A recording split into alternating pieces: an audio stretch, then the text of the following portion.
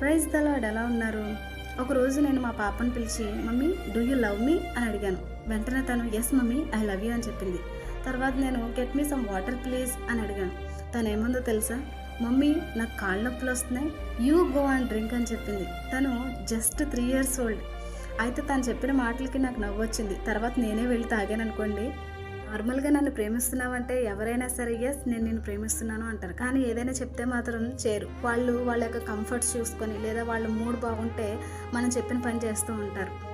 Same మనం కూడా ఇలానే దేవుని విషయంలో ఉన్నామా? ఒకసారి మనమే పరిశీలన చేసుకుందాం. మనం దేవుణ్ణి నిజంగానే ప్రేమిస్తున్నామా? లేకపోతే మనం కంఫర్ట్గా ఉన్నప్పుడు, మనకు అన్నీ బాగా ఉన్నప్పుడు మాత్రమే దేవుని ప్రేమిస్తున్నామా? మనం దేవుణ్ణి ప్రేమిస్తున్నామా అంటే yes lord I love you అంటాం. నిజంగానే ప్రేమిస్తున్నామా మనం? అసలు దేవుణ్ణి ఎవరు ప్రేమిస్తారో తెలుసా? ఆయన ఆజ్ఞలు గైకుని వారు మాత్రమే దేవుని ప్రేమిస్తారు. తమ సహోదరుని ప్రేమించే వారు మాత్రమే దేవుని ప్రేమిస్తారు. చెడ్డదాన్ని పలకకుండా, తమ నాలుకను కపటమ పాటలు చెప్పకుండా, తమ పెదవులను కాచుకున్న వారు మాత్రమే దేవుని ప్రేమిస్తారు. మరి మనం వేటిని చేస్తున్నాం? ఆయన ఆజ్ఞలను పాటిస్తున్నామా? ఆయన ఆజ్ఞలను గైకుంటున్నామా? మన సహోదరుని ప్రేమిస్తున్నామా? చెడ్డ మాటను పలకకుండా, నాలుకను కపటపు మాటలు చెప్పకుండా మన పెదవులను కాచుకుంటున్నామా? మనం వేటిని చేస్తున్నాం?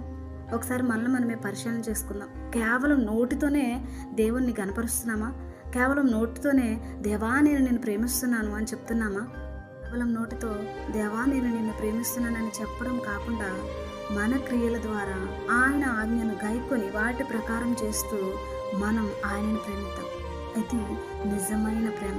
ఒకసారి మనమే పరిశీలన చేసుకుందాం. God bless you.